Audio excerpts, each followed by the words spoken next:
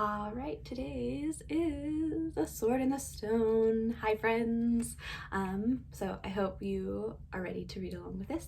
This is one of the most underappreciated movies of the Disney collection, I feel like.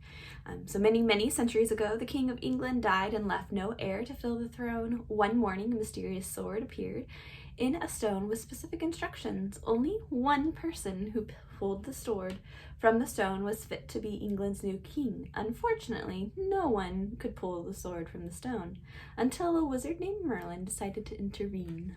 Let's find out what happens. All right. Here's a picture of the sword in the stone.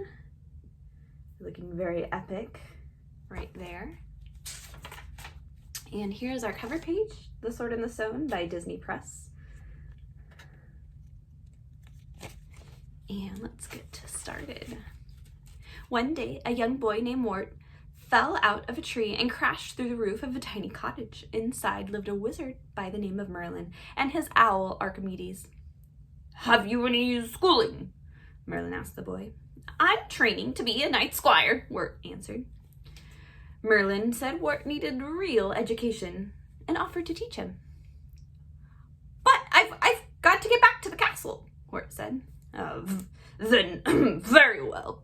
We'll pack up and be on our way," answered Merlin.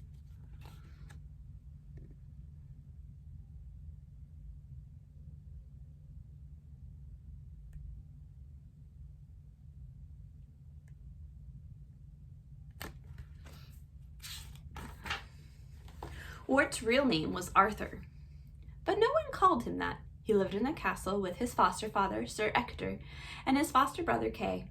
When Merlin arrived at the castle, Ector and Kay were reluctant to let him teach the boy, but after Merlin performed some magic, they let him stay in the northwest tower. The tower was old and falling apart. When it rained, Merlin had to plug the holes with umbrellas. Archimedes wanted to leave, but Merlin did not. "That boy's got to have an education," said Merlin.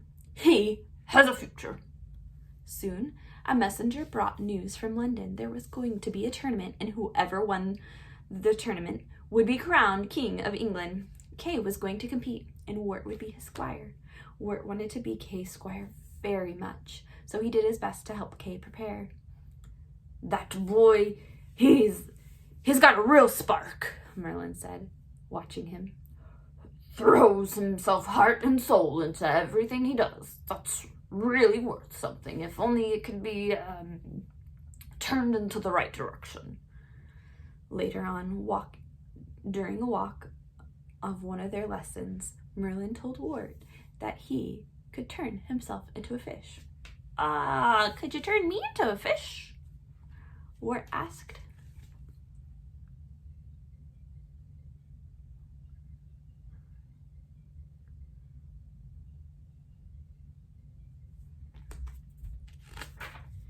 Wart should have never opened his mouth. With the touch of his staff, Merlin transformed the boy into a fish. Wart couldn't believe his fins. Then Merlin changed himself and joined Wart in the water. Underwater, Merlin explained how to swim like a fish, but the river, just like the land, was full of dangerous and hungry creatures. Merlin got stuck in an old piece of armor, and a predator fish began to glide into view. "Use your head," Merlin instructed Wart. Wart flipped his fins and wriggled his tail, but there was nothing he could do. The pike was more powerful and experienced than the little fish. All of a sudden, Wart saw a lost arrow stuck in some algae. With his tail, he pushed the arrow into the monster's mouth so the pike could not close its jaws. Archimedes helped Wart escape the water, and Merlin restored them both to human form. Merlin was very proud of his pupil's cleverness.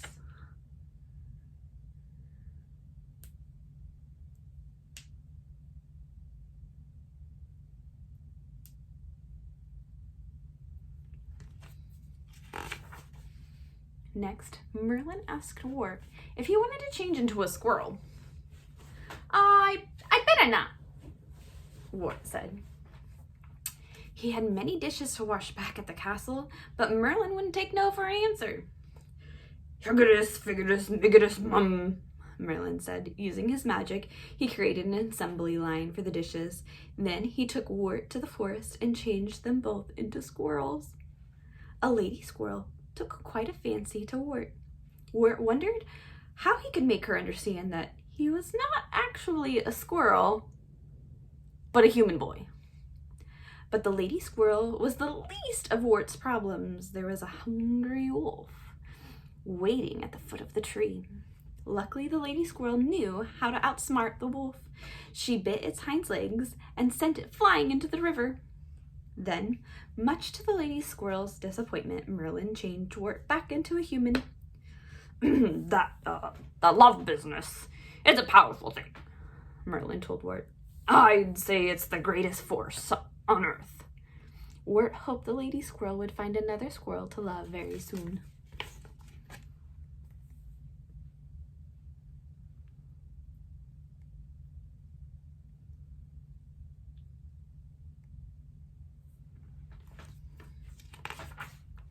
Back at the castle, Wart was shocked to see Sir Ector and Kay had destroyed all the dishes. They thought Merlin's dish-cleaning wizardry was black magic. Wart defended Merlin. "Just because you can't understand something doesn't mean it's wrong," he insisted. This made Sir Ector and Kay very angry. They fired Wart as Kay's squire. Merlin tried to cheer up Wart. "You can only go up from here," he said, and he took Wart back to his tower for another lesson.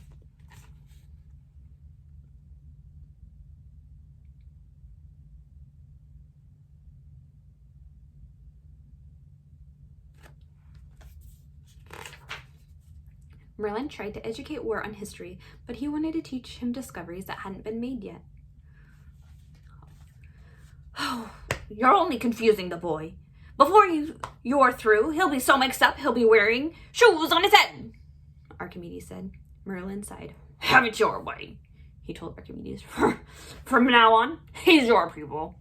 Archimedes tried to teach Wart to read and write, but Wart was preoccupied with a model helicopter. "I've always dreamed about flying," Wart said. "It's my favorite dream." That gave Merlin an idea. He mumbled a few words under his breath. Soon, Wart was a little sparrow.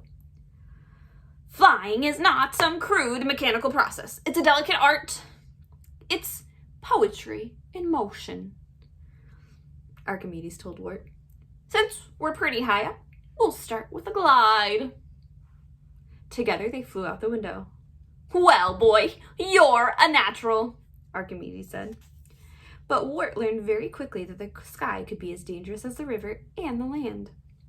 A predator bird started chasing them. "Hawk!" shouted Archimedes. "Look out, boy!"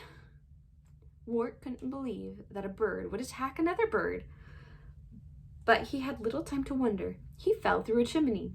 The chimney did not belong to his foster father's castle.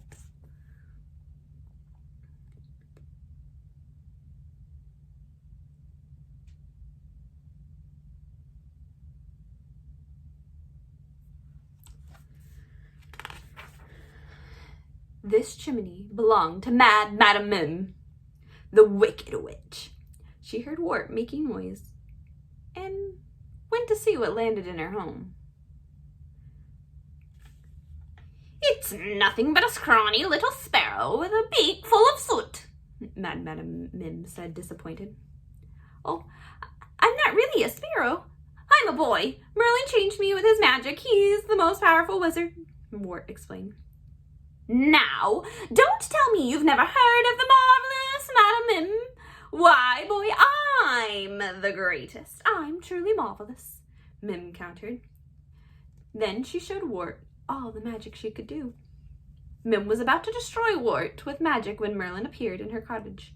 He was very angry with Mim. The two enemies agreed to do a magic duel, in which the only weapon was the power of metamorphosis. They agreed on several rules. They could only transform into animals that actually existed. They weren't allowed to disappear, and they weren't allowed to cheat. The duel began as soon as Mim and Merlin took 10 steps from each other.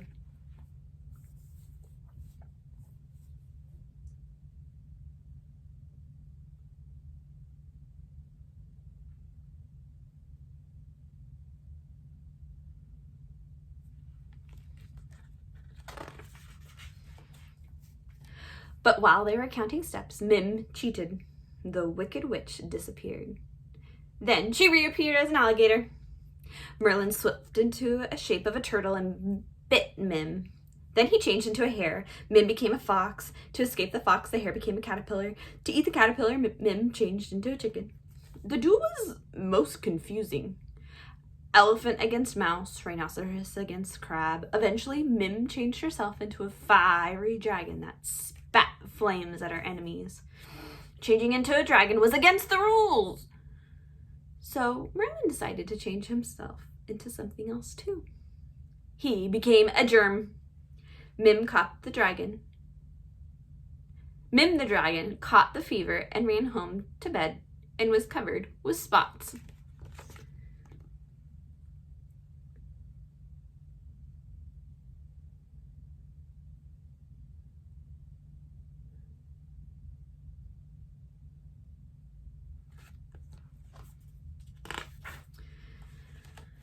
After the historic duel was over, Merlin and Wart returned to the castle. Kay was leaving with Ector for the tournament in London, but his squire had fallen ill. Wart, you're Kay's squire. We're going to London, Sir Ector told Wart. Wart was so excited, but Merlin was furious. I thought you were going to amount to something. I thought you had a few brains, Merlin shouted. Wart wanted Merlin to be happy for him. I'm lucky to be Kay's squire, he said. But Merlin wasn't happy. He vanished into thin air, disappearing to an island that hadn't been discovered yet. Archimedes was fed up with Merlin's disappearing acts. He decided to stay with Wart and follow him to London. When they arrived at the tournament, Wart realized he forgot Kay's sword at the inn where they had stayed last night. But the inn was locked. Everyone was at the tournament, and Wart was anxious to find the sword in time. Archimedes flew over to help. Look, boy, look! Archimedes said. He showed Wart that there was a sword in the stone by the churchyard.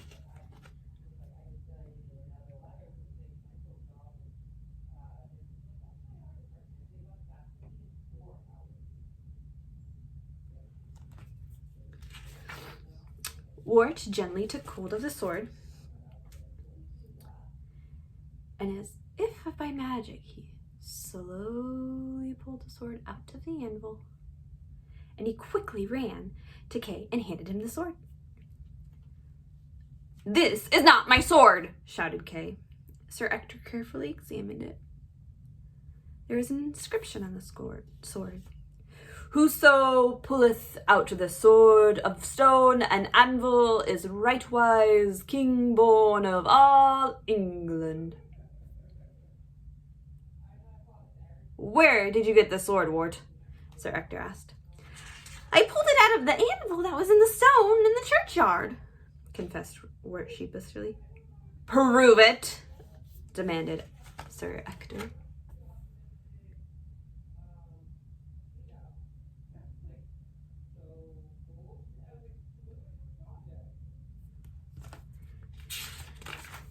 Back in the churchyard, Ector slipped the sword back into place. Now, wait a minute. Anyone can pull it once it's been pulled, Kay said, as if to demonstrate. He tried to pull the sword from the stone, but it was no use. Finally, Wart stepped up and quietly grasped the hilt of the sword. Without effort, it slipped out of the anvil. It's a miracle, shouted someone from the crowd. This boy's our king. What's the lad's name? cried a knight. Arthur, Sir Ector replied. Hail, King Arthur! Long live King Arthur! The crowd cheered.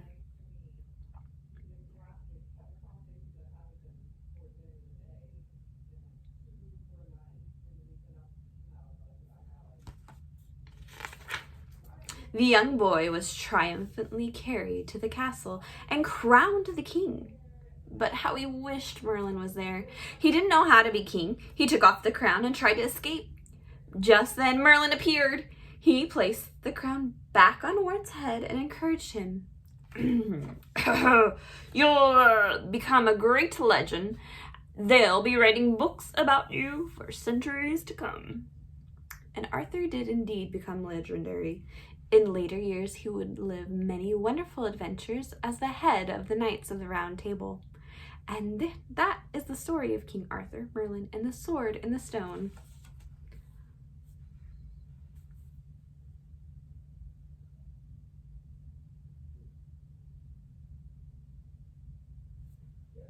And that, my friends, is the end. Look at that. Sword and the Stone. Nice anvil. And then the last page, Arthur taking it out. I hope you enjoyed today's book. Thank you for reading along with me. And until next time, bye, my friends.